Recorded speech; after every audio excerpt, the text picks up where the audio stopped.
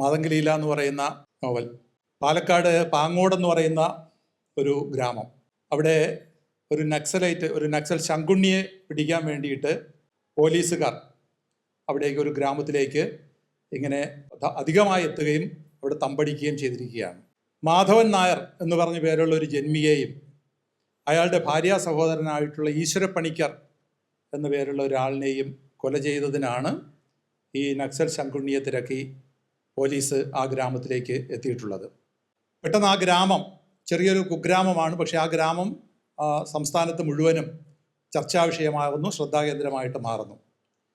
ഇതേ സമയം തന്നെ 5 പോലീസുകാരുൾപ്പെടെ 6 പേരെ ചവിട്ടിക്കൊന്ന പാങ്ങോട് മാധവൻ എന്ന പേരുള്ള ഒരു കൊലയാളി ആനയെ വെടിവെച്ച് കൊല്ലാൻ വേണ്ടിയിട്ട് പ്രത്യേക പരിശീലനം നേടിയിട്ടുള്ള ഒരു സംഘം പോലീസ് ഉദ്യോഗസ്ഥരും വനംവകുപ്പ് ഉദ്യോഗസ്ഥരും ആ ഗ്രാമത്തിലേക്ക് എത്തിച്ചേരുന്നു. ഗ്രാമത്തിലെ ജനങ്ങൾ പുറത്തിറങ്ങാതെ മുഴുവൻ കാക്കി പടയെ കൊണ്ട് ആ ഗ്രാമം മുഴുവൻ നിറഞ്ഞ അത്യന്തം ഉദ്വേഗഭരിതമായിട്ടുള്ള ഒരു അന്തരീക്ഷം. ഒരു ഭാഗത്ത് നക്സൽ വേട്ട, മറുഭാഗത്ത് ആനവേട്ട. ഈ മാതംഗലീല എന്ന് പറയുന്ന നമുക്ക് ഉദ്യോഗഭരിതമായിട്ട് തന്നെ വായിച്ചു പോകാൻ പറ്റുന്ന നോവലിലെ ഒരു രംഗമാണ് ഞാൻ ഈ പറഞ്ഞത്. യഥാർത്ഥത്തിൽ മാതംഗലീല എന്ന് പറയുന്ന പുസ്തകം, മാതംഗലീല എന്ന പേര് ആനകളുടെ ലക്ഷണ ചികിത്സാശാസ്ത്ര ഗ്രന്ഥമാണ്. അത് ഒരു 400 വർഷം മുമ്പ് രചിക്കപ്പെട്ടതായിട്ടാണ് കണക്കാക്കപ്പെടുന്നത്. തിരുമംഗലത്ത് നീലകണ്ഠൻ മൂസ് എന്ന് പറയുന്ന ഒരാളാണ് അത് എഴുതിയെന്ന് പറയപ്പെടുന്നു. അതിനും മുമ്പ് വളരെ പ്രാചീന കാലത്ത് പാലകാപ്യ മഹർഷി രചിച്ച ഹസ്യായുർവേദം എന്ന് പറയുന്ന ഒരു ഗ്രന്ഥത്തിൻ്റെ ഒരു സംഗ്രഹീത രൂപമാണത്രേ ഈ മാതംഗലീല എന്ന് പറയുന്ന പുസ്തകം. ഇത് മലയാളത്തിലേക്ക് വള്ളത്തോൾ ഉൾപ്പെടെയുള്ള പലരും ഇതിനെ മലയാളത്തിലേക്ക് മൊഴിമാറ്റം നടത്തിയിട്ടുണ്ട്. ഈ മാതംഗലീല എന്ന് പറയുന്നത് ആനകളെക്കുറിച്ചുള്ള ഒരു പുസ്തകമാണെങ്കിൽ ഇവിടെ ഈ നോവലിലെ പ്രധാന കഥാപാത്രങ്ങളിൽ ഒന്ന് ആനബാലൻ എന്നറിയപ്പെടുന്ന ഒരു തിരുമിറ്റക്കോട് ബാലകൃഷ്ണൻ എന്ന് പറയുന്ന ഒരാളാണ്. അതുകൊണ്ടായിരിക്കണം ഈ കഥയ്ക്കും ഈ നോവലിനും മാതംഗലീല എന്നുള്ള പേര് വന്നിട്ടുള്ളത്. അപ്പോൾ മനുഷ്യൻ്റെ കഥയ്ക്ക് മൃഗസംബന്ധിയായിട്ടുള്ള ഒരു പേരാണ് നൽകിയിട്ടുള്ളത് എന്നർത്ഥം. മനുഷ്യനും മൃഗവും അല്ലെങ്കിൽ ആനകളെക്കുറിച്ച് തന്നെ എടുത്തു കഴിഞ്ഞാൽ, അപ്പോൾ നമുക്ക് ആനയെ സംബന്ധിക്കുന്ന ഈ നോവൽ മലയാളത്തിലെ ആദ്യത്തെ ആനസംബന്ധിയുമായിട്ടുള്ള നോവലാണോ എന്ന് ചിലപ്പോൾ ആരെങ്കിലും സംശയിച്ചേക്കാം. മലയാളത്തിലെ ആദ്യമല്ല, ലോക സാഹിത്യത്തിൽ തന്നെ ധാരാളം ആനസംബന്ധമായിട്ടുള്ള കൃതികൾ ഉണ്ടായിട്ടുണ്ട്. ഷൂസെ സരമാവോയുടെ എലിഫൻസ് ജേണി എന്ന് പറയുന്ന നോബൽ സമ്മാന ജേതാവായിട്ടുള്ള ആളാണ് ഷൂസെ സരമാവോ. എലിഫൻസ് ജേണി വളരെ പ്രസിദ്ധമായിട്ടുള്ള അദ്ദേഹത്തിൻ്റെ കൃതിയാണ്. അതുപോലെ തുർക്കി നോവലിസ്റ്റ് എലിഫ് ഷഫാക്കിൻ്റെ ദി ആർക്കിടെക്ട്സ് അപ്രൻറ്റീസ് എന്ന് പറയുന്ന പുസ്തകം. ഇതെല്ലാം ആനയാണ് മുഖ്യ കഥാപാത്രമായിട്ട്, മുഖ്യ പ്രമേയമായിട്ട് വരുന്നത്. കേരളത്തിൽ നിന്ന് 500 വർഷങ്ങൾക്ക് മുമ്പ് ലിസ്ബണിൽ മാർപ്പാപ്പയ്ക്ക് കൊടുക്കാൻ വേണ്ടിയിട്ട് ഒരു കുഞ്ഞാനയെ കപ്പൽ കയറ്റി അയച്ചിട്ടുണ്ട്. ചരിത്ര വസ്തുതയാണ്. ആ കുട്ടിയാനയുടെ കഥ സിൽവിയോ ബദ്നി ദ പോപ്സ് എലിഫൻറ്റ് എന്ന പേരിൽ പുസ്തകമായിട്ട് എഴുതിയിട്ടുണ്ട്. ഇതേ ആനയെക്കുറിച്ച് തന്നെ നമ്മുടെ ഈ നിലാവ് ചർച്ചയിൽ പങ്കെടുക്കാൻ വന്നിട്ടുള്ള GR ഇന്ദുഗോപൻ രചിച്ചിട്ടുണ്ട് ഒരു വലിയ പുസ്തകം, ആനോ എന്നാണ് ആ നോവലിൻ്റെ പേര്. വായിച്ചിട്ടുള്ളവരും ഉണ്ടാകും. ഇതെല്ലാം ആനയെ സംബന്ധിച്ചിട്ടുള്ള പുസ്തകങ്ങളാണ്. മലയാളത്തിൽ ഉൾപ്പെടെ ആനയെ സംബന്ധിച്ചിട്ടുള്ള ധാരാളം ഗ്രന്ഥങ്ങൾ വന്നിട്ടുണ്ട്. അപ്പോൾ പിന്നെ മാതംഗലീല എങ്ങനെയാണ് ഇവയിൽ നിന്നൊക്കെ വ്യത്യസ്തമായിട്ട് ആനയെക്കുറിച്ച് വീണ്ടും ഒരു പുസ്തകം എഴുതാനാണോ നമ്മുടെ ശ്രീ ഏച്ചിക്കാനം ശ്രമിച്ചിട്ടുള്ളത്? നമുക്ക് നോക്കാം. നമുക്കറിയാം, ആന വലുപ്പത്തിലും ശക്തിയിലും വളരെ മുമ്പിലാണ്. പക്ഷേ അതിനെ ചങ്ങലയിൽ ബന്ധിപ്പിച്ച് കഠിനമായി പണിയെടുക്കാൻ വേണ്ടി വിധിക്കപ്പെട്ടിട്ടുള്ള ഒരു മൃഗമാണല്ലോ ആന എന്ന് പറയുന്നത്. നമ്മളൊരു പഴഞ്ചൊല്ല് പോലെ പറയുന്ന ആനയ്ക്ക് ആനയുടെ ബലം അറിയില്ല എന്ന് പറയുമ്പോൾ അവിടെ ആനയെക്കുറിച്ചല്ല പറയാറുള്ള, ആന അവിടെ ഒരു രൂപകമാണ് എന്നുള്ളത് നമുക്കറിയാം. എതിർ ശബ്ദം ഉയർത്താൻ അറിയാത്തവരെ അധികാരവും സ്വാധീന ശക്തിയൊക്കെ ഉപയോഗിച്ച് ബന്ധിപ്പിക്കുകയും നിയന്ത്രിക്കുകയൊക്കെ ചെയ്യാം എന്നുള്ളത് ആനകളുടെ കാര്യത്തിൽ മാത്രമല്ല മനുഷ്യൻ പ്രയോഗിച്ചിട്ടുള്ളത്. നമുക്കറിയാം, നൂറ്റാണ്ടുകളോളം തന്നെ വെള്ളക്കാർ കറുത്ത മനുഷ്യരെ അടക്കി ഭരിച്ചിരുന്ന അല്ലെങ്കിൽ നിയന്ത്രിച്ചിരുന്ന അടിമത്തം എന്ന് പറയുന്ന അതിനീചമായിട്ടുള്ള ഒരു സമ്പ്രദായം നമ്മൾ പാഠപുസ്തകങ്ങളെങ്കിലും പഠിച്ചിട്ടുണ്ട്. പാഠപുസ്തകത്തിലൊക്കെ പഠിച്ചിട്ടുള്ളപ്പോൾ നമ്മൾ വിചാരിച്ചിട്ടുള്ളത് ഈ അടിമത്തം എന്ന് പറയുന്നത് വേറെ എവിടെയോ ഉള്ളൊരു സാധനമാണ്, നമ്മുടെ നാട്ടിലൊന്നും ഇല്ലാതിരുന്ന സാധനമാണ് എന്നാണ് നമ്മൾ വിചാരിച്ചിട്ടുള്ളതെങ്കിൽ ഈ അടിമത്തം കേരളത്തിലും ഉണ്ടായിരുന്നു, അടിമക്കച്ചവടം കേരളത്തിലും ഉണ്ടായിരുന്നു. അതിനെ സംബന്ധിച്ചും പുസ്തകങ്ങൾ ഇപ്പോൾ മലയാളത്തിൽ ധാരാളമായിട്ട് വന്നിട്ടുണ്ട്. വിനിൽ പോളിൻ്റെ അടിമ കേരളത്തിൻ്റെ അദൃശ്യ ചരിത്രം ഒക്കെ ഉൾപ്പെടെയുള്ള പുസ്തകങ്ങൾ കേരളത്തിൽ നടന്നിട്ടുള്ള അടിമക്കച്ചവടത്തിൻ്റെ വളരെ കൃത്യമായിട്ടുള്ള ചിത്രം നൽകുന്നതാണ്. അടിമ സമ്പ്രദായം ഏതായാലും അവസാനിച്ചു, ലോകത്ത് എമ്പാടും അവസാനിച്ചു. പക്ഷേ അപ്പോൾ അതുപോലെയോ അല്ലെങ്കിൽ അതിനേക്കാൾ നീചമോ എന്ന് തന്നെ പറയാവുന്ന തരത്തിലുള്ള ജാതി സമ്പ്രദായം നമ്മുടെ നാട്ടിൽ ഉയർന്നു വന്നു. ആനയെ ചങ്ങലക്കിട്ട് പണിയെടുപ്പിക്കുകയും ഉത്സവത്തിനൊക്കെ കൊണ്ടുപോയി പിന്നെ ഉത്സവം മോടിയാക്കുകയൊക്കെ ചെയ്യുന്നത് പോലെ ജാതീയതയുടെ ചങ്ങല ഉപയോഗിച്ച് മനുഷ്യരെ അവർണരെന്ന് പറഞ്ഞിട്ട് തരം താഴ്ത്തിയിടുക, അവരെ തോട്ടിപ്പണി പോലുള്ള ഏത് നീചപ്പണികളും എടുപ്പിക്കുന്ന തരത്തിലേക്ക് പ്രയോഗിക്കുക, ഇതൊക്കെ നമ്മുടെ നാട്ടിൽ പ്രയോഗിച്ചിട്ടുള്ളത് ജാതി എന്ന് പറയുന്ന ചങ്ങല ഉപയോഗിച്ചുകൊണ്ടാണ്. ചങ്ങല തകർത്ത് എറിഞ്ഞിട്ട് സ്വതന്ത്രമാകണമെങ്കിൽ സ്വന്തം കഴിവിനെക്കുറിച്ചുള്ളൊരു ധാരണ ഉണ്ടാകേണ്ടതുണ്ട്. അത് ആനയ്ക്കാണെങ്കിലും മനുഷ്യനാണെങ്കിലും. ഇനി ആനയുടെ നിറം നോക്കിയാൽ ആനയുടെ നിറം കറുപ്പാണ്, നമുക്കറിയാം. ഇത് ഇപ്പം ഞാൻ തൊട്ടു മുമ്പ് സൂചിപ്പിച്ച താരതമ്യത്തിനെ കുറച്ചുകൂടി പ്രസക്തമാക്കുന്ന ഒരു കാര്യമാണ്. ആനയെക്കുറിച്ചുള്ള കഥ മനുഷ്യരെക്കുറിച്ചുള്ള കഥയാക്കി മാറ്റാവുന്ന ഒരു സാധ്യത കൂടിയാണ് അത്. ഈ സാധ്യതയെ പ്രത്യക്ഷമായോ പരോക്ഷമായോ ഈ നോവലിലുടനീളം നോവലിസ്റ്റ് പ്രയോജനപ്പെടുത്തിയെടുത്തിട്ടുണ്ട്. മാതംഗലീല അപ്പോൾ ജാതിയെക്കുറിച്ചുള്ളൊരു പുസ്തകമാണോ? അങ്ങനെ ഈ പുസ്തകത്തിനെ കാണുന്നത്, നമ്മൾ പണ്ട് കേട്ടിട്ടില്ലേ, കാഴ്ച പരിമിതിയുള്ള ആള് ആനയുടെ ഒരു ഭാഗം പിടിച്ചിട്ട് ഓരോന്നായിട്ട് പറഞ്ഞു എന്ന് കേട്ടിട്ടുണ്ടല്ലോ. അപ്പോൾ ആനയുടെ കാല് പിടിച്ചിട്ട് ആന ഒരു തൂണ് പോലെയാണ് എന്ന് പറയും പോലെ ആയിരിക്കും മാതംഗലീല ജാതിയെക്കുറിച്ചുള്ള ഒരു പുസ്തകമാണ് എന്ന് ഞാനിവിടെ നിന്ന് പറയുകയാണെങ്കിൽ. മാതംഗത്തെ അല്ലെങ്കിൽ ആനയെ മുഴുവനായിട്ട് കാണണമെങ്കിൽ പല കോണുകളിൽ നിന്ന് നോക്കേണ്ടതുണ്ട്, തൊട്ടനുഭവിക്കേണ്ടതുണ്ട്, പല കാഴ്ചപ്പാടുകളിലൂടെ വീക്ഷണകോണിലൂടെ കാണേണ്ടതുണ്ട്. ചില കാര്യങ്ങളാണ് ഞാൻ ശ്രമിക്കുന്നത് എനിക്ക് അനുവദിക്കപ്പെട്ടിട്ടുള്ള സമയത്ത്. നിങ്ങളെല്ലാവരും കൂടി വന്ന് പല കോണുകൾ നോക്കുമ്പോൾ ചിലപ്പോൾ ഈ ആനയെ നമുക്ക് പൂർണ്ണമായിട്ട് കാണാൻ കഴിഞ്ഞേക്കും. എനിക്ക് എത്രത്തോളം കാഴ്ച പരിമിതിയുണ്ട്, എത്രത്തോളം ഞാൻ ആനയെ കണ്ടു എന്നുള്ളതൊക്കെ നിങ്ങളാണ് നിശ്ചയിക്കേണ്ടുന്നത്. മനുഷ്യനെയും മൃഗങ്ങളെയും പറ്റിയുള്ള കാര്യമാണ് ഇതിനകത്ത് വരുന്നൊരു കാര്യം എന്നുള്ളത് തുടക്കത്തിൽ ഞാനത് സൂചിപ്പിച്ചല്ലോ. മനുഷ്യനും മൃഗവും എന്ന് പറയുന്നത് പരസ്പര ബന്ധമില്ലാത്ത ചില രണ്ട് കാര്യങ്ങളാണ്, രണ്ട് ജീവികളാണെന്ന് വേണമെങ്കിൽ പറയാം. പക്ഷേ ഈ നോവലിസ്റ്റ് പറഞ്ഞു വയ്ക്കുന്നുണ്ട്, മനുഷ്യവും മൃഗവും തമ്മിൽ കൂട്ടിമുട്ടുന്ന ഒരു അഴിമുഖമുണ്ട്, ഒരേ ഒരു അഴിമുഖം. അതിൻ്റെ പേരാണ് അധികാരം. കടുവകൾ അത് നഖം കൊണ്ട് മരത്തിൽ കുറിച്ചിടുമ്പോൾ ചില മൃഗങ്ങൾ മണ്ണിൽ അത് മൂത്രത്താൽ എഴുതി വയ്ക്കുന്നു. ഞാനതിൻ്റെ വിശദീകരണത്തിലേക്ക് പോകുന്നില്ല, നിങ്ങൾക്കറിയാം. കടുവ പക്മാർക്കിടുന്നതും അതുപോലുള്ള കാര്യങ്ങളൊക്കെ നിങ്ങൾക്കറിയാവുന്നതാണ്. അത് ഈ നോവലിൽ ഒരിടത്ത് പറയുന്നുണ്ട്. അപ്പോൾ മനുഷ്യൻ മൃഗവും ഒരുമിച്ച് സന്ധിക്കുന്ന ഒരു ഇടം എന്ന് പറയുന്നത് അധികാരമാണ്.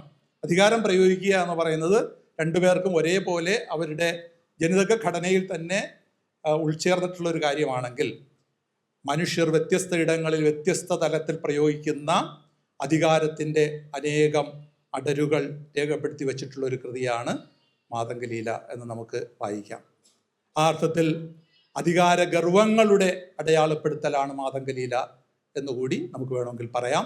അത് ആനയെ വേറെ ഏതോ ഒരു ഭാഗത്ത് നമ്മൾ തൊട്ടിട്ട് ആനത ഇങ്ങനെ ഇരിക്കുന്നു എന്ന് പറയും പോലെ ഒരു ആനവായനയാണ് എന്ന് വേണമെങ്കിൽ പറയാം, ആന അനുഭവമാണ് എന്ന് വേണമെങ്കിൽ പറയാം. ഇനി ഈ നോവൽ തന്നെ ഇദ്ദേഹം ഈ നോവലിലല്ല,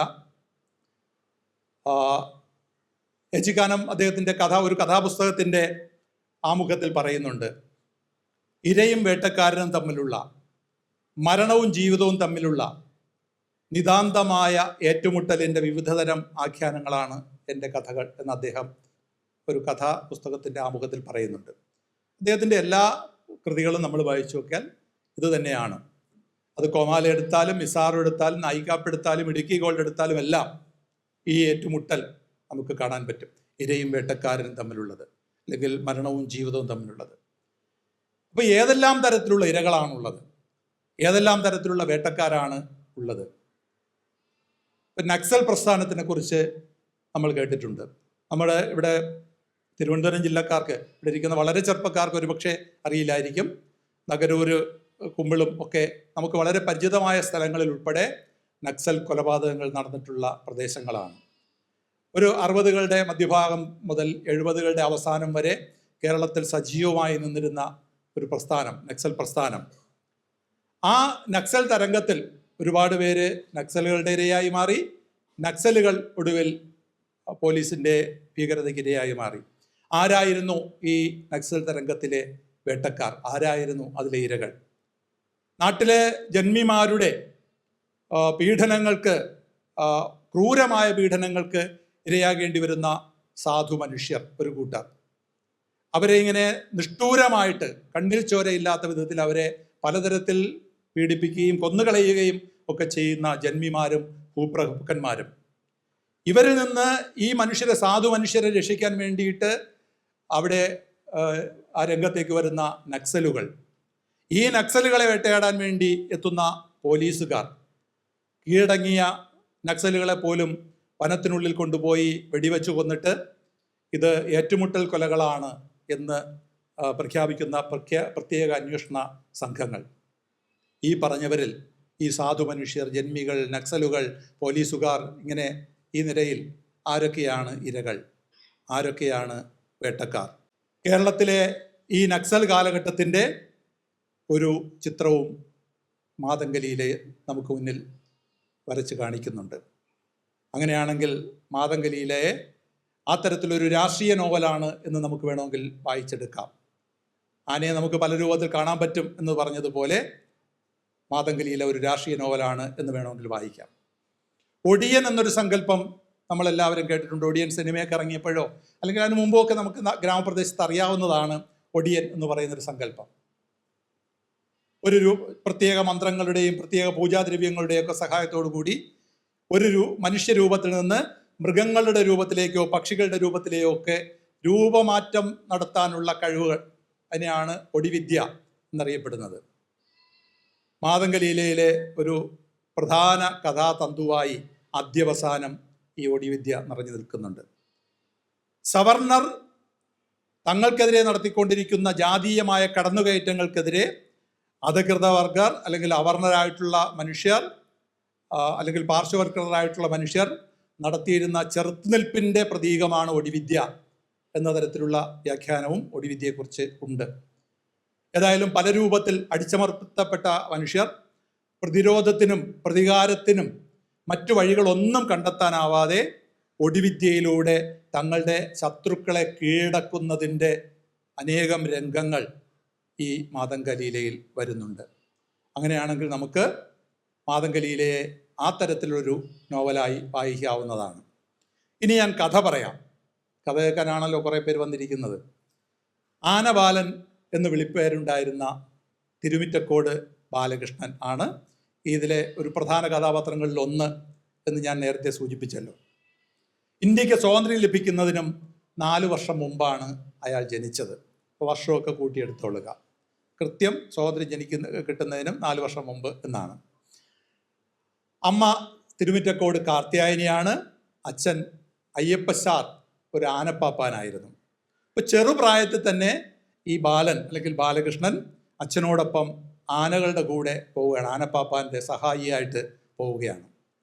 ചെറുവള്ളി നീലകണ്ഠൻ എന്നൊരു ആനയാണ് അച്ഛൻ കൊണ്ട് നടന്നിരുന്നത്.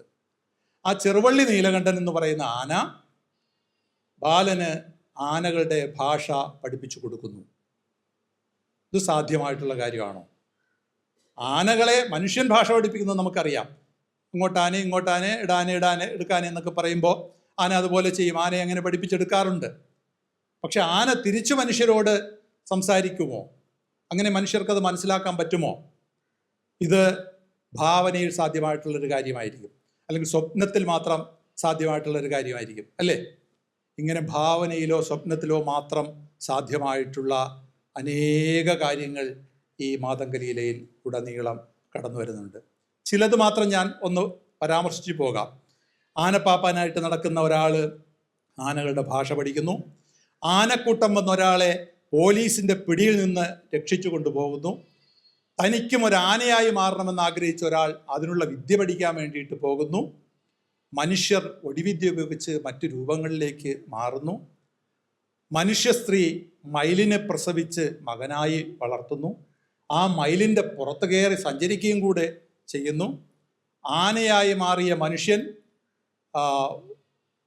പിന്നെ 6 മനുഷ്യരെ ചവിട്ടിക്കൊന്ന് പിന്നീട് വീണ്ടും മനുഷ്യനായി വന്നിട്ട് ആ കുറ്റങ്ങൾ ഏറ്റുപറയുന്നു.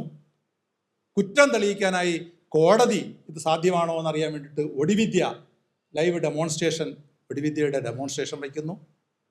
ഇതൊക്കെ ഭാവനയിലോ സ്വപ്നത്തിലോ മാത്രം നടക്കാവുന്ന കുറേ കാര്യങ്ങളാണ്.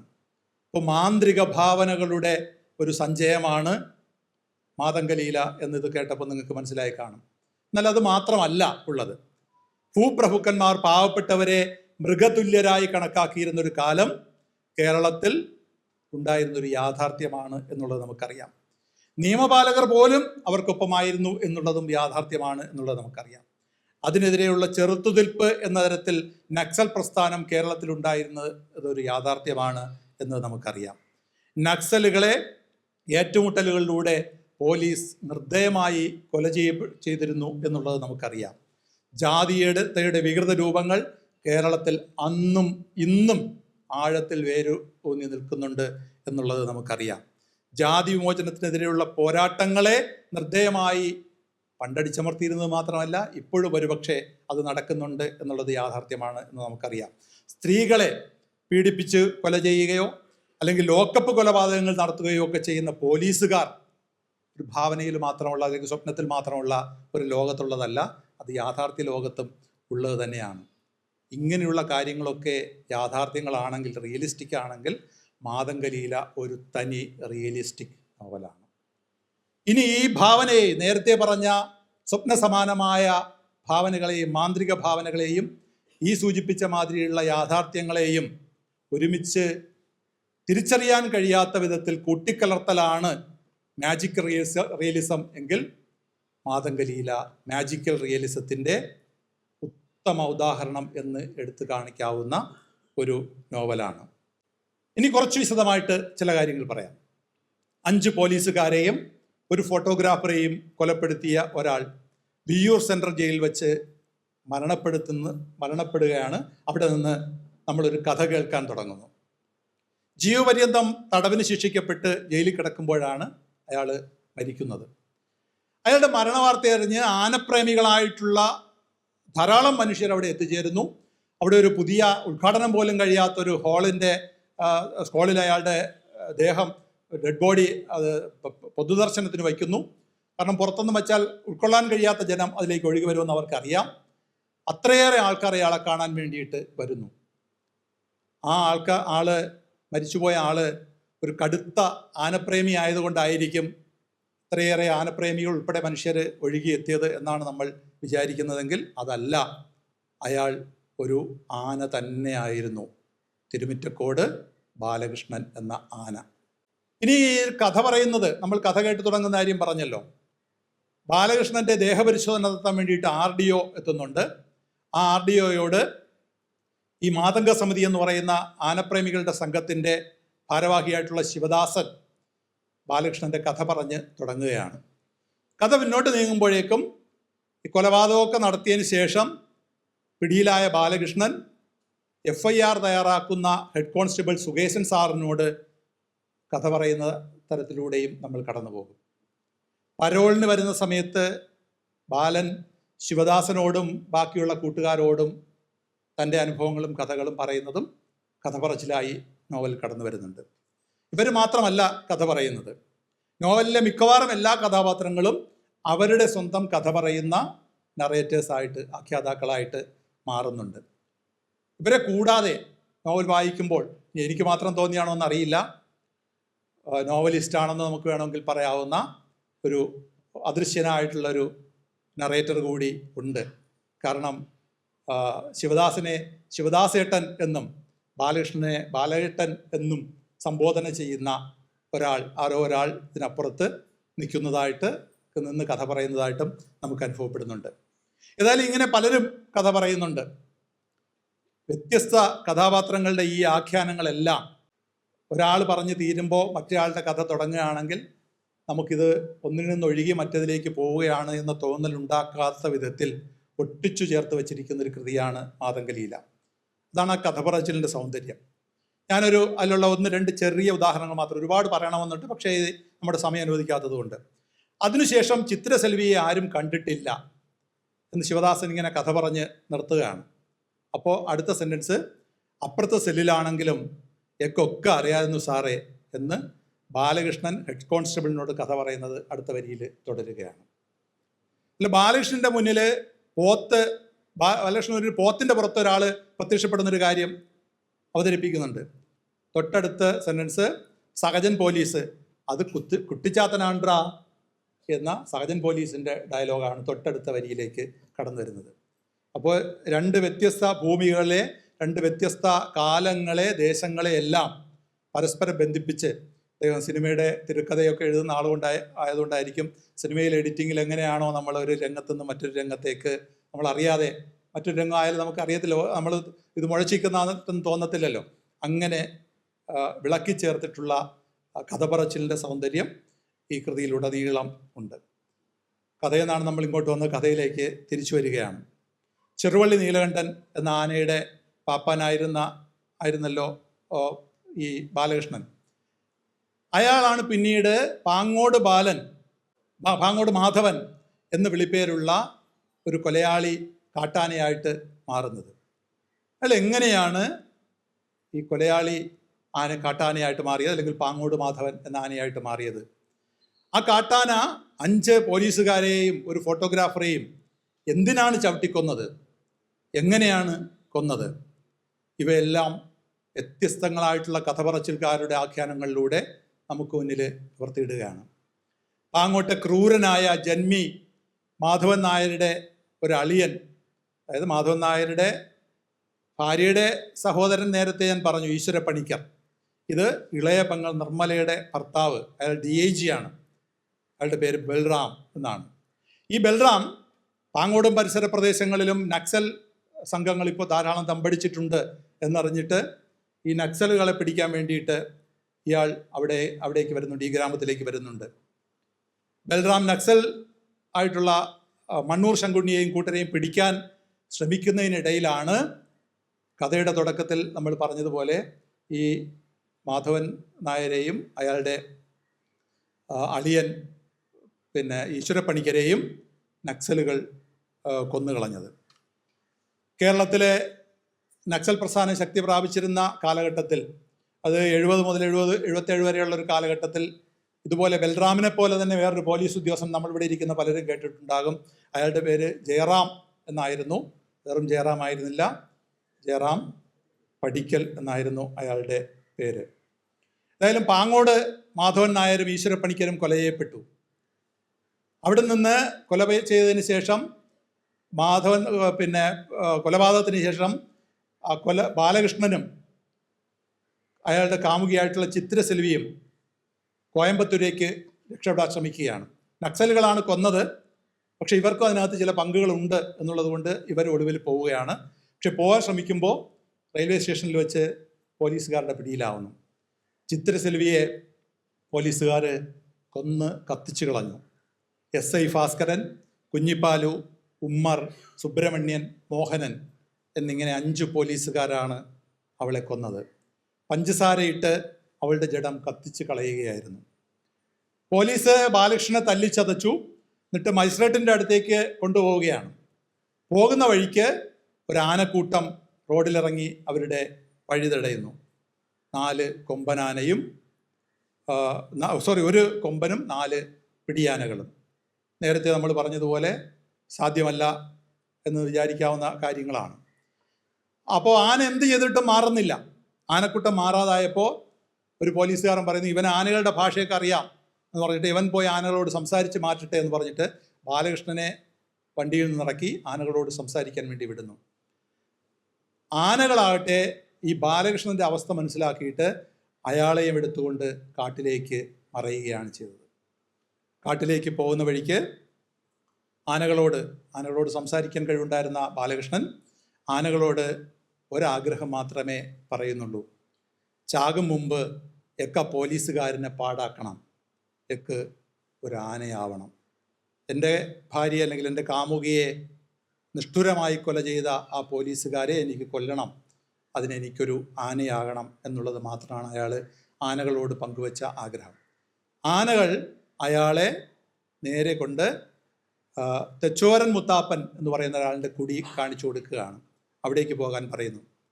തെച്ചോരൻ മുത്താപ്പൻ നേരത്തെ നമ്മൾ പറഞ്ഞ ഒടിവിദ്യയ്ക്ക് പ്രസിദ്ധനായിട്ടുള്ള ആളാണ്. താനും തൻ്റെ ജനത അനുഭവിക്കുന്ന ജാതീയതയ്ക്കെതിരെയുള്ള സമരം ആയിട്ട് ഒടിവിദ്യയെ പ്രയോഗിക്കുന്ന ഒരു മനുഷ്യനാണ് തെച്ചോരൻ മുത്താപ്പൻ. വിശപ്പ് സഹിക്കാൻ വയ്യാതെ പശുവിൻ്റെ അകിടിൽ നിന്നൊരല്പം പാല് കുടിച്ചതിന് ചാണകം തിന്നേണ്ടി വന്ന, ചാണകം തീറ്റിച്ച ഒരു മനയിലെ തേക്കാട്ട് മനയിലെ ആൾക്കാരെല്ലാം കൂടി ചേർന്ന് അയാളെ ഇലയിൽ ചാണകം വിളമ്പി അത് തീറ്റിച്ചതിൻ്റെ തിക്താനുഭവം ഉൾപ്പെടെ ഉണ്ട് ഈ തെച്ചോരന് തൻ്റെ ജീവിതത്തിൽ കിടപ്പുണ്ട്. അടുത്ത തലമുറയിലെങ്കിലും ഈ ജാതീയതയുടെ നീരാളിപ്പിടുത്തം വരരുത്, അവരെ അടുത്ത തലമുറയെങ്കിലും അതിൽ നിന്ന് രക്ഷിക്കണം എന്നുള്ളതാണ് അയാളുടെ ആഗ്രഹം. ബാലകൃഷ്ണൻ അയാളുടെ അടുത്ത് ചെല്ലുന്നു, അവിടെ നിന്ന് ഒടിവിദ്യ പഠിച്ചെടുക്കുന്നു. ഈ സമയത്ത് അന്നാട്ടുകാരിയായിട്ടുള്ള താഴമ്പു എന്ന് പറയുന്ന ഒരു യുവതിയുമായി ബാലകൃഷ്ണൻ പ്രണയത്തിലാകുന്നു. താഴമ്പു ഒരു പ്രത്യേക കഥാപാത്രമാണ്. അമ്മ മയിൽ ചത്തുപോയപ്പോൾ അവശേഷിച്ച മുട്ടകളെടുത്ത് അടിവയറ്റിൽ കെട്ടിവെച്ച് മയിൽക്കുഞ്ഞുങ്ങളെ വിരിയിച്ചെടുത്ത ആളാണ് താഴമ്പു. അതിലവശേഷിച്ച ഒരു കുഞ്ഞ് മയിൽക്കുഞ്ഞ് കടമ്പൻ. ആ കടമ്പനെ മകനെപ്പോലെ വളർത്തുന്നു മാത്രമല്ല, അവൻ്റെ പുറത്ത് കയറിയാണ് ഈ താഴമ്പു ഇടയ്ക്കൊക്കെ യാത്രയും ചെയ്യാറുള്ളത്. ഇനി തെച്ചോരൻ്റെ മകൻ വെള്ളാങ്കിരി എന്ന് പറയുന്നൊരു കഥാപാത്രമുണ്ട്. ആ വെള്ളാങ്കരിയുടെ മകനാണ് കണ്ണദാസൻ. ആ കണ്ണദാസൻ ഒരു ഫുട്ബോൾ കളിക്കാരനാണ്. കണ്ണദാസന്റെ കളിമിടുക്ക് കണ്ടെത്തി വളർത്തിക്കൊണ്ടുവന്ന് മികച്ച താരമാക്കി മാറ്റിയത് ഹൈദരലി എന്ന് പറയുന്നൊരു കഥാപാത്രമാണ്. അക്കാലത്ത് പ്രസിദ്ധനായിട്ടുള്ളൊരു ബ്രസീലിയൻ ഫുട്ബോൾ താരമാണ് ഗാരിഞ്ച. ആ ഗാരിഞ്ചയുടെ കളിയഴക് ഈ കണ്ണദാസനുള്ളത് കൊണ്ട് ഇയാൾ അവനെ ഗാരിഞ്ച എന്നാണ് വിളിച്ചിരുന്നത്. അത് കേട്ട് കളി ആസ്വാദകരും അവനെ ഗാരിഞ്ച എന്ന് തന്നെ വിളിച്ചു. പട്ടാളത്തിലെ ഫുട്ബോൾ കളിക്കാരനായിരുന്നു ഗാരിഞ്ച. അയാൾ ഇന്ത്യ ബംഗ്ലാദേശ് യുദ്ധത്തിൻ്റെ സമയത്ത് കാലിൽ വെടിയുണ്ടേറ്റ് അവിടുന്ന് ഇങ്ങ് വരേണ്ടി വന്നതാണ്. ഇവിടെ വന്നിട്ട് കൃഷിയും കച്ചവടവും ഒക്കെ ആക്കി ഹൈദരലി ഇത് കണ്ട് ആയിക്കോട്ടെ. ഇടയ്ക്ക് നാവ് പിഴയൊക്കെ സംഭവിച്ചത് നിങ്ങൾ തിരിച്ചറിയാൻ വേണ്ടിയാണ് ഈ എഴുതി കാണിച്ചേക്കുന്നത്. അപ്പോൾ കൃഷിയും കച്ചവടമൊക്കെ ആക്കി നടത്തി പാങ്ങോട് പ്രദേശത്തൊരു വലിയ ധനവാനായിട്ട് മാറിയിരിക്കുകയാണ് അയാൾ. ഈ വെള്ളാങ്കരിയുടെ മകൻ കണ്ണദാസനെ, കരിഞ്ച എന്ന് പറയുന്ന ആളിനെ, വിളിപ്പേരുള്ള കണ്ണദാസനെ വളർത്തി വലുതാക്കുന്നതിൻ്റെ ചെലവെല്ലാം വഹിക്കുന്ന ഈ ഹൈദരലിയുടെ വീട്ടിൽ പക്ഷേ കണ്ണദാസൻ്റെ അച്ഛൻ വെള്ളാങ്കരിയുടെ സ്ഥാനം അയാളുടെ തൊഴുത്തിലാണ്. തൊഴുത്തിൽ ആണ് ഒരു മനുഷ്യൻ്റെ സ്ഥാനം. പോത്താണെങ്കിൽ പിന്നെ തൊഴുത്ത് കെട്ടിയിടാനല്ലേ പറ്റുള്ളൂ. വെള്ളാങ്കിരി ഒരു പോത്താണ്. കണ്ണദാസൻ്റെ അച്ഛൻ വെള്ളാങ്കരി ഒരു പോത്താണ്. എങ്ങനെ പോത്തായി എന്ന് ചോദിച്ചാൽ, ഈ ഹൈദരലിയെ കൊലപ്പെടുത്താൻ വേണ്ടിയിട്ട് മാടങ്കേരി മനയിലെ ആര്യ അന്തർജനത്തെ ആണ് ഈ ഹൈദരലി വിവാഹം ചെയ്തത്. അതിൻ്റെ പ്രതികാരം വീട്ടാൻ വേണ്ടിയിട്ട് മനയിലുള്ള ആൾക്കാർ ഒടി വിദ്യ പ്രയോഗിക്കാൻ വേണ്ടിയിട്ട് ചുമതലപ്പെടുത്തുന്നത് ഈ വെള്ളാങ്കരിയെയാണ്. വെള്ളാങ്കരി കാശിൻ്റെ മോഹത്തിൽ ആ ചുമതല ഏറ്റെടുക്കുന്നു. പക്ഷേ ഒടിവിദ്യ ചതി തിരിച്ചറിഞ്ഞ ഹൈദരലി ആ പോത്തിനെ വെടിവെച്ച് വീഴ്ത്തുന്നു. ഒടിവിദ്യ പരാജയപ്പെട്ടു പോയാൽ പിന്നെ പഴയ രൂപത്തിലേക്ക് തിരിച്ചു വരാൻ പറ്റില്ല. അപ്പോൾ വെള്ളാങ്കരി എന്നേക്കുമായി പോത്തായി മാറി. ആ പോത്തിനെ ഉപേക്ഷിക്കുകയല്ല ഹൈദരലി ചെയ്തത്, തന്നെ കൊല്ലാൻ വന്ന ആളിനെ തനിക്ക് എപ്പോഴും കാണണമെന്ന് കരുതിയിട്ട് അവിടെ കൊണ്ട് തൊഴുത്തി കെട്ടിയിട്ട് എല്ലാ പണിയും എടുപ്പിച്ചുകൊണ്ടിരിക്കുകയാണ്. അപ്പോൾ അച്ഛൻ തൊഴുത്തിലും മകന് ചെലവിന് കൊടുത്ത് വിശ്വോത്തരനായിട്ടുള്ള ഒരു ഫുട്ബോൾ പ്ലെയറാക്കി മാറ്റിക്കൊണ്ട് ഇരിക്കുകയും ചെയ്യുന്നു. ഇനി ഇപ്പം നമ്മൾ ഇതുവരെ പറഞ്ഞ കാര്യം വെച്ചുകൊണ്ട് ഈ കഥയുടെ നോവലിൻ്റെ ഒരു സ്വഭാവം നിങ്ങൾക്ക് മനസ്സിലായി കാണും. ഇനി ഞാൻ ഒരുപാട് നീട്ടിക്കൊണ്ട് പോകുന്നില്ല. ഇപ്പോൾ സുജയ ടീച്ചർ വിചാരിക്കുകയാണ് ഞാൻ കഥ പറയുന്ന രീതി വെച്ചിട്ട് ഇത് ഇങ്ങനെ പറഞ്ഞു ഇത് എവിടെ ചെന്ന് അവസാനിക്കുമെന്തോ എന്നുള്ളത്. ആനകളോട് സംവദിക്കുകയും ആനയായി മാറുകയും ചെയ്യുന്ന മനുഷ്യർ, നേരത്തെ പറഞ്ഞതുപോലെ മയിലിനെ പ്രസവിച്ച് വളർത്തുകയും അതിനെ വാഹനമായി ഉപയോഗിക്കുകയും ചെയ്യുന്ന സ്ത്രീ, ഒടി പരാജയപ്പെട്ട് പോത്തായി മാറി ദുരിത ജീവിതം സഹിക്കേണ്ടി വരുന്ന മനുഷ്യൻ, മരിച്ചിട്ടും മരിക്കാതെ ദേഹമെന്നും ദേഹിയ മറ്റൊന്നുമായിട്ട് ജീവിക്കേണ്ടി വരുന്ന ആൾക്കാർ, ഈ സ്വപ്ന സമാനമായ ഭാവനകൾക്കിടയിലൂടെ ജന്മിത്വവും ഉദ്യോഗസ്ഥ ഭീകരതയും നക്സലിസവും ജാതീയതയും പരിസ്ഥിതിയും കമ്മ്യൂണിസവും എക്കോ ഫെമിനിസവും പകയും പ്രണയവും രതിയും എല്ലാം ഇടകലർത്തി ഒരു കാലഘട്ടത്തിന് ചിത്രീകരിച്ചിരിക്കുകയാണ് മാതംഗ ലീലയിൽ. യഥാർത്ഥത്തിൽ സ്വപ്നവും യാഥാർത്ഥ്യവും ഒരു നൂലുണ്ട പോലെ ഇതിനകത്ത് കെട്ടുപിണഞ്ഞു കിടക്കുകയാണ് എന്ന് പറയാം, പരസ്പരം വേർതിരിച്ചെടുക്കാൻ കഴിയാത്ത വിധത്തിൽ. ഈ നോവലിൽ തന്നെ ഒരിടത്ത് പറയുന്നുണ്ട്, അഴിച്ചെടുക്കാൻ ശ്രമിച്ചാൽ അഴിക്കും തോറും കൂടുതൽ സങ്കീർണമാകും എന്നതല്ലാതെ വേറെ മെച്ചമൊന്നുമില്ല. നോവലിലെ ആർഡിയോ എന്നൊരു കഥാപാത്രം ഇടയ്ക്ക് ചോദിക്കുന്നുണ്ട്, അല്ലെങ്കിൽ എന്തിനാണ് അതൊക്കെ അഴിച്ച് പഴയതുപോലെ ആക്കണമെന്ന് വാശി പിടിക്കുന്നത്? ജീവിതം ഇങ്ങനെ ഒരു നൂല് പോലെ നേരെ വലിച്ചു പിടിച്ച് വളവും തിരിവും ഒന്നും ഇല്ലാതെ നൂല് പിടിച്ചതുപോലെ ആകണമെന്ന് ആർക്കാണ് ഇത്ര വാശി? ശിവദാസേട്ടൻ്റെ കഥകൾ കേട്ടപ്പോൾ കണ്ണു തുറന്ന് കാണുന്ന ഈ സ്വപ്നത്തിൽ നിന്ന് യാഥാർത്ഥ്യത്തിലേക്ക് താൻ എത്താതെ ഇരുന്നെങ്കിൽ എന്ന് ആർഡിയോ ആഗ്രഹിക്കുന്നുണ്ട്. നോവൽ വായിക്കുമ്പോൾ ഒരുപക്ഷെ നമ്മളും ആ അനുഭവത്തിലൂടെ കടന്നു പോകും. ഇതൊരു സ്വപ്നത്തിലൂടെ ആയിരുന്നു നമ്മൾ കടന്നു പോകുന്നത്, ഇതിൽ നിന്ന് യാഥാർത്ഥ്യത്തിൻ്റെ ലോകത്തിൽ എത്താതിരുന്നെങ്കിൽ എന്ന് നമ്മളും ആഗ്രഹിച്ചു പോയെന്നിരിക്കും. വിരുദ്ധങ്ങളായിട്ടുള്ള അനേക ദ്വന്ദ്വങ്ങൾ ഈ നോവലിൽ കടന്നു വരുന്നുണ്ട്. ഞാൻ ഇതിനകം തന്നെ പറഞ്ഞതാണ്, മാധവൻ നായരും അയാളുടെ ക്രൂരതയ്ക്ക് ഇരയാകുന്നവരുമുണ്ട്, പോലീസുകാരും നിസ്സഹായരായ മനുഷ്യരുമുണ്ട്, ഹൈദരലിയും വെള്ളാങ്കരിയുമുണ്ട്, പാർവതിയും ചിത്രശെൽവിയുമുണ്ട്, മൃഗങ്ങളും മനുഷ്യരുമുണ്ട്, മനസ്സു ചേർത്ത് ഭക്ഷണം ഉണ്ടാക്കുന്നവരും ഭക്ഷണത്തിൻ്റെ കൊടുക്കുന്നതിൻ്റെ വച്ചുകൊണ്ട് ചതി പ്രയോഗിക്കുന്നവർ, ഭക്ഷണത്തിലൂടെ ചതി ഒരുക്കുന്നവരുമുണ്ട്. ഇവരെല്ലാം ചിത്രീകരിച്ചിട്ട് നോവലിസ്റ്റ് നമ്മോട് പറയുന്നുണ്ട്, ഈ ലോകത്ത് രണ്ട് തരം ആളുകൾ മാത്രമേ ഉള്ളൂ, തല്ലുന്നവനും തല്ല് കൊള്ളുന്നവനും. തല്ലുന്നവൻ തല്ലി അത് കൊള്ളുന്നവന് അതൊരു ശീലമാക്കി മാറ്റാൻ ശ്രമിച്ചുകൊണ്ടേയിരിക്കും. അങ്ങനെ ശീലമാക്കി മാറ്റിയാൽ പിന്നെ തല്ലുകൊള്ളുന്നവൻ പ്രതികരിക്കുകയേ ഇല്ല. നമ്മളൊക്കെ അങ്ങനെ തല്ലുകൊണ്ട് ശീലമായി മാറിയ മനുഷ്യരാണ്. അതുകൊണ്ടാണ് ഗ്യാസിന് ഒരു സിലിണ്ടറിന് 1000 രൂപ കൂടിയിട്ടും നമുക്ക് ഒരു പ്രതികരണവുമില്ല. പെട്രോളിന് 3 ദിവസം കൊണ്ട് 10 രൂപ കൂടിയാലും നമുക്ക് ഒരു പ്രതികരണവുമില്ല. തല്ലി പരുവപ്പെടുത്തി വച്ചിരിക്കുകയാണ്. അങ്ങനെ മനുഷ്യനെ പരുവപ്പെടുത്തുന്നതിൻ്റെ, അടിച്ചമർത്തി പരുവപ്പെടുത്തുന്നതിൻ്റെ കഥ കൂടിയാണ് മാതംഗലീല എന്ന് വേണമെങ്കിൽ പറയാം. ഇതുവരെ ഞാൻ കുറേ കഥ പറഞ്ഞു, പക്ഷെ ആ പറഞ്ഞ കഥ ഒരു വലിയ മഞ്ഞുമലയുടെ ഒരു ചെറിയ ഒരു അംശം മാത്രമാണ്. നിങ്ങൾ സന്തോഷ് ഏച്ചിക്കാനത്തിൻ്റെ മീസാറു എന്ന് പറയുന്നൊരു കഥ കുറേ പേരെങ്കിലും വായിച്ചിട്ടുണ്ടാകും. ആനുകാലികങ്ങളിൽ മാതൃഭൂമിയിലോ ദേശമല്ലായിരുന്നു മീസാറു മാതൃഭൂമിയിൽ പ്രസിദ്ധീകരിച്ച് വന്നതാണ്. കുറച്ചു കാലമായിട്ടുള്ളൂ അത് വന്നിട്ട്. മീസാറു എന്ന് പറയുന്നൊരു സങ്കല്പം നിങ്ങൾക്കറിയാം, കണ്ണ് പൊട്ടി ചെവി പൊത്തി വാ അടച്ചിരിക്കുന്ന കുരങ്ങന്മാരുടെ കണ്ടിട്ടുണ്ടല്ലോ, ആ കുരങ്ങന്മാരുടെ പ്രതിമകൾ കണ്ടിട്ടുണ്ടല്ലോ. അതിൽ കണ്ണ് ഇരിക്കുന്ന കുരങ്ങൻ്റെ പേരാണ് മിസാറു എന്ന് പറയുന്നത്. അനീതിക്കെതിരെ കണ്ണ് പൊത്തിയിരിക്കുക എന്നതാണ് മിസാറു എന്ന് പറയുന്ന സങ്കല്പത്തിൻ്റെ അർത്ഥം. അങ്ങനെ തിന്മകൾക്ക് കാണാതിരിക്കാൻ വേണ്ടി കണ്ണുപൊത്തിയിരിക്കുന്ന തിന്മകൾക്കെതിരെയുള്ള പ്രതികരണത്തിൻ്റെ പ്രതീകമായിട്ടാണ് മിസാറു എന്ന് നമുക്ക് പറയാമെങ്കിൽ സന്തോഷ് ഏച്ചിക്കാനത്തിൻ്റെ എല്ലാ കഥകളും മിസാറു ആണ് എന്ന് നമുക്ക് പറയാൻ പറ്റും.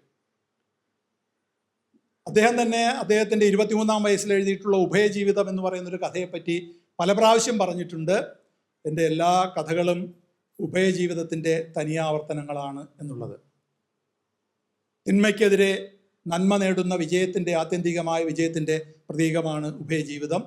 അത് എൻ്റെ എല്ലാ കഥകളും അതിൻ്റെ തനിയാവർത്തനങ്ങളാണ് എന്ന് അദ്ദേഹം പറഞ്ഞിട്ടുണ്ട്.